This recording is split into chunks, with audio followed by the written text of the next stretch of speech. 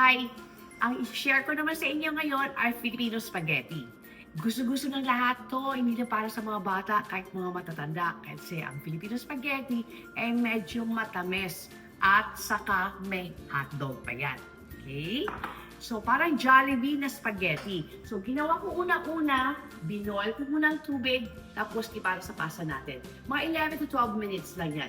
Okay? While we're doing that, gagawa ko ng sauce. Lagyan ko siya ng oil. Pag ready na siya, pag mainit na yung aking pan, okay, unahin ko siya ang onions muna. Okay, onions. Kasi alam mo, nung bata ko, una-una ko natutunan lutuin ay spaghetti. Kasi alam ko, paborito ng lahat.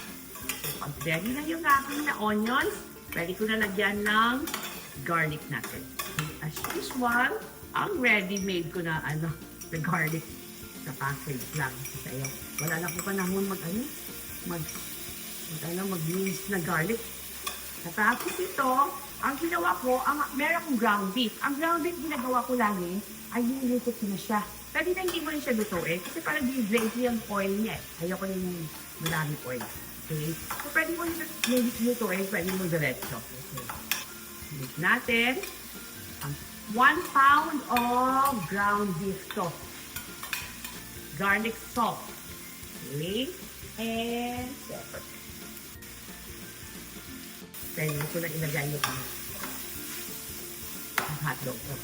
1 can of spaghetti sauce. Sekreto ng Filipino sauce, Filipino spaghetti ay ang Filipino na sauce na matamis-tamis. Any brand. Makikita mo sa mga Filipino grocery or sa mga Asian store.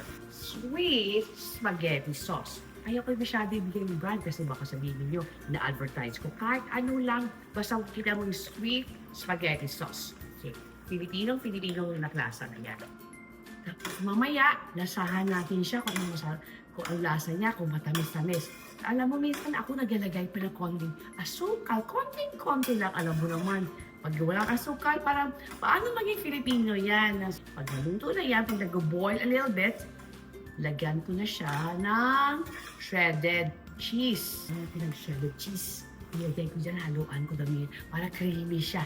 Paano naman, instead of cheddar cheese or shredded cheese na nilagay nila, milk. Bahala ka kung gusto mo. Pero lasahan natin na mamaya. Yan. Madami yan. Sarap yan. Okay. Yan isang ibang sekreto.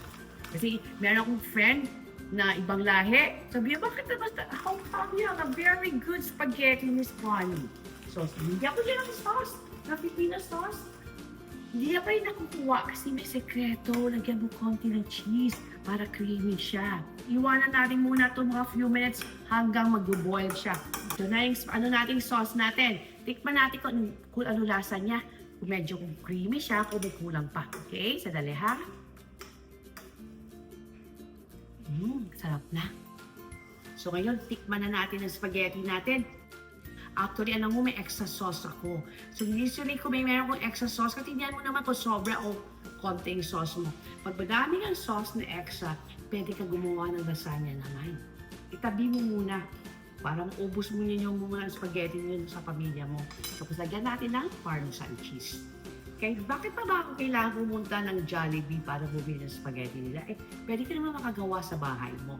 Patikim ng spaghetti, Filipino spaghetti na may hotdog. Okay? Teka. Ibang talaga. Ang sarap. Ang sarap na sarap. Okay? Gusto niyo?